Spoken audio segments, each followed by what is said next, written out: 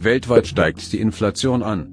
Die Löhne steigen aber nur in wenigen Ländern mehr als die Inflation an, weil eine Lohnerhöhung ein Wachstum des BIP voraussetzt. Denn zuerst muss mehr produziert und verkauft werden, damit aus steigendem Reingewinn auch Gehälter angepasst werden können.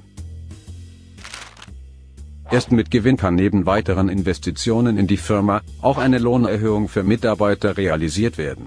Die Türkei hat diese Strategie schon vor 20 Jahren begonnen, indem sie die Wirtschaft angekurbelt hatte und der Leitzins durch die Zentralbank stabil gehalten wurde. Hunderte dieser Wirtschaftsprojekte sind noch heute in allen Bereichen am Laufen. Dank dieser Strategie zeigt das BIP ein starkes Wachstum und die Türken haben trotz hoher Inflation auch eine Verbesserung der Kaufkraft. Andere Länder haben die Wirtschaft durch Anheben des Leitzinses abgebremst.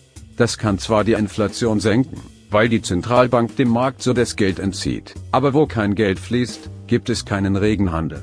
Waren werden dann nicht mehr zeitnah geliefert. Das führt zu weniger Arbeit, weniger Produktion und zuletzt auch zu höheren Schulden, weil Investitionen mit hohen Zinsen zu teuer sind. Und so kann dann auch kein Gewinn generiert werden, um die Löhne von Mitarbeitern zu erhöhen. In der Türkei versucht die Zentralbank genau das zu verhindern, indem die Leitzinsen nicht erhöht werden.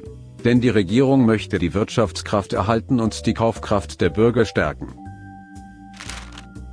Noch im Januar hatten Mindestverdiener und Rentner in der Türkei eine Gehaltserhöhung von 50% bekommen.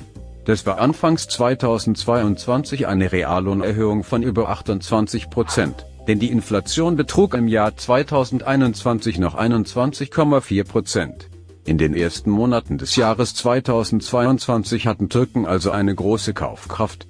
In den ersten 6 Monaten stieg die Inflation jedoch wieder um ca. 40% an, sodass die Kaufkraft erneut abgenommen hat.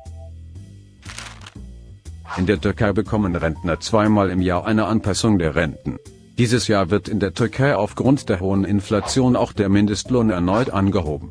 Denn die Inflation, auch genannt Teuerung, beträgt im Vergleich zum Vorjahr rund 75%.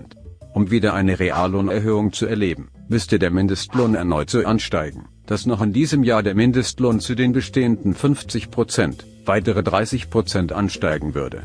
Das wäre dann im gleichen Jahr 80% mehr Lohn. In der Tat wurde in der Türkei genau das jetzt realisiert.